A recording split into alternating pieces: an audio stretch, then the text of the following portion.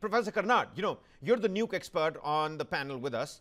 If this IAEA oversight weakens, because Iran's 10-point clearly lists out that this governance resolutions by the IAEA, they must go away completely. So what happens to this oversight if it does indeed weaken? How does that change the nuclear risk landscape? And your assessment of this nuclear chess game that we've been seeing for the last 40 days? Pete Hegseth can say all he wants, that he is complete and finished all the military objectives that US actually set out to do. But it seems like Ambassador Madam just told us, that Iran has the ball in its court and it's in a stronger position at the point in time. Well, look, let's start out by calling a spade a shovel. The fact is that you have Taco Tuesday. Trump always chickens out. That's what he did. This is America chickening out. And this is what happens when you, use bluff and bluster and hyperbole and lies as foreign policy. You end up getting caught out, meaning someone calls your bluff. Iran called their bluff. And this guy who promised to, civilizationally destroy Iran has on his face. So that's the main thing. Now, what is this interregnum between now and whenever the negotiations start? It's basically tries, will attempt to give America an escape route, get the hell out by declaring victory, which Trump should have done at the very beginning and not gotten into it at all.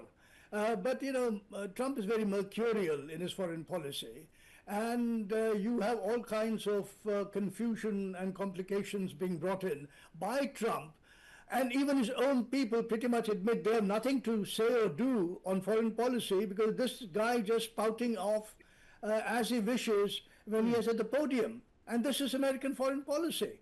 So it has confused just about all the foreign officers of the world. Everybody is walking on eggshells. They don't know what he's going to say next. It's going to be the policy line. So the entire world, as it were, is on tenterhooks. But that said, the peace that is now there is not fragile. The reason I say it is because Iran has pretty much consolidated its position, despite what is evident in terms of the destruction it has absorbed, massive destruction of its facilities, military facilities in particular. I mean, it's never had much of an air force, so discount that. It was 1970s Air Force. If you take it out, it was never much to reckon with. You have a Navy, which is again pretty, basic. So, but they still have the shore-based, flotilla, which is which are going to be very, very useful in taking out ships with their drone attacks, their missile and rocket attacks, and so on. So let's not discount that. At the end of a month of bombing, and very sustained and relentless bombing by Israeli and US aircraft, you have a situation where America is on the defensive and Iran is really on the offensive. It is where I think Tehran would have liked to have been, and where it now finds itself, which is to say, really, that it has all about 600 pounds. You can say 450 pounds to 600 pounds is the estimate of the fissile material that they have. Locked away, safe, secure, is the most heavily guarded thing under the Pasdaran dispensation. Pasdaran being the IRGC, and you have that thing locked out, meaning they have not been able to reach the depths at Isfahan where the stockpiles are stored. They have not been able to destroy the Fordow underground facility under the mountains. So much of what the US talks about in terms of destroying the centrifuges is nonsense. They have the centrifuge sets very much there and very much secure. So they have all the capability to proceed if they wish to. And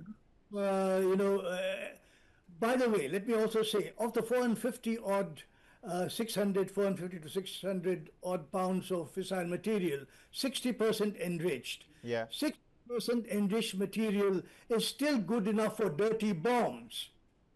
It's still good enough for radiation diffusion devices. That's a technical word phrase for dirty bombs. So Okay. if you're really push Tehran into a corner and say, well, then they're going to lose. I mean, whoever's going to do the push is going to lose, because they can craft what they have, dirty bombs out of what they have. And they've shown it. And they have the missiles. So they're essentially no more a threshold state. They can still make a dirty bomb. That's what the nuke expert is telling us here. Well, look, the thing about threshold is, when you say weapons threshold, the dirty bomb is not the weapons threshold, technically speaking. All I'm saying is what is theoretically possible out of enriched uranium. But the threshold is still 90 to 92% for an actual uranium or plutonium bomb. But you're saying if Iran is pushed into a corner, it's going to be, decimating for the person who is the oppressor at that point, because they could come up with this, dirty bomb, even with 60% enriched uranium.